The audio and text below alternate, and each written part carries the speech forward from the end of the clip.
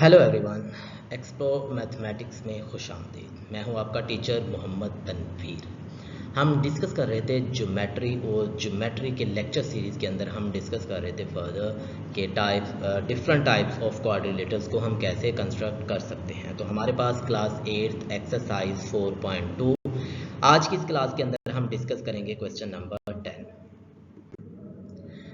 सबसे पहले क्वेश्चन की स्टेटमेंट की तरफ अगर गौर किया जाए तो हम आज कंस्ट्रक्ट करने जा रहे हैं काइट, जबकि हमें काइट की जो साइड्स और डायगोनल्स की हमारे पास क्या है, लेंथ अवेलेबल है। तो हमारे पास बेटा जी क्वेश्चन के अंदर ये था कि construct a kite D E F where D E is equal to 4 centimetre, E F is equal to 8 centimetre and length of the longer diagonal is मैयर D F is equal to 10 centimetre. तो दो sides हमें kite की available है और तीसरा हमें उसका डायगोनल अवेलेबल है। तो हम क्या करेंगे, जब काइट की कंस्ट्रक्शन स्टार्ट करेंगे तो सबसे पहले हम उसकी किसी एक साइड से स्टार्ट लेंगे। तो हम आज के इस क्वेश्चन के अंदर स्टार्ट लेते हैं अपने काइट का और वो साइड हम ड्रॉ करेंगे डी ई 4 सेंटीमीटर। तो with the help of ruler हम क्या करते हैं कि रूलर की मदद से हमने एक लाइन सेगमेंट ड्रॉ किया डी ई, जिसकी लेंथ क्या है हमारे पास 4 सेंटीमीटर लेंथ है। नेक्स्ट उसके बाद हम क्या करेंगे, हमारे पास जो दूसरी साइड है वो ई एफ है, यानी कि ई से जो नेक्स्ट वाली साइड होगी, जो हमारे पास एडजेसेंट साइड होगी, वो हमारे पास ई एफ है और उसकी लेंथ क्या है 8 सेंटीमीटर। तो हम क्या करते हैं, पॉइंट ई को सेंटर कंसीडर करते हुए हम एक आर्क लगाते हैं, जबकि हमने अपनी कंपस को 8 सेंटीमीटर ओपन कर लेना है। जब कंपस को 8 सेंटीमीटर ओपन करके पॉइंट ई के ऊपर रख के हमने आर्क लगाई तो ये हमें एक आर्क मिल जाती है। ये हमारी पहली आर्क है।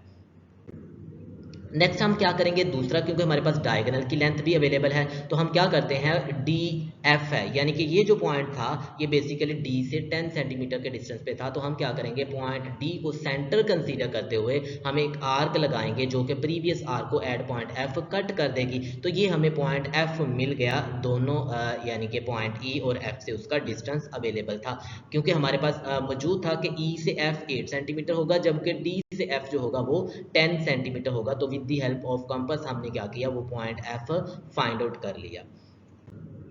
अब क्या करेंगे, ये जो पॉइंट एफ था, इस पॉइंट एफ को हम ई और इसी पॉइंट एफ को हम क्या करेंगे डी के साथ मिला देंगे, और साथ ही हमने स्टेप्स भी जो जो काम करते हैं वो साथ साथ बताते जाएंगे कि हमने join F with D and E.